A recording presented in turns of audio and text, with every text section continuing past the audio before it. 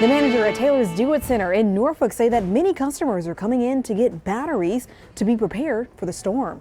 I was buying some light bulbs, and I've got to get some batteries, some extra batteries. AAAs, the smaller ones. So you have light bulbs, batteries. Batteries. Why are you getting this stuff?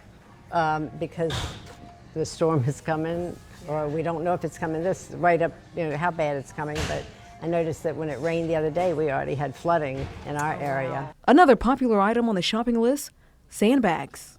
How many shoppers have you seen come in to get sand? The shops owners are getting a lot of them because they're scared, what's going to happen, and that's what happens. Yeah. And it comes all the way up to the door.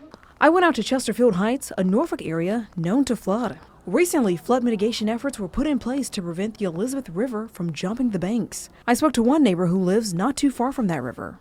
It floods very bad, seeing as that we stay close to the water. We caught up with him as he was headed to the store to get Candles, ready to eat foods just in case the electricity go out, bottled waters for sure.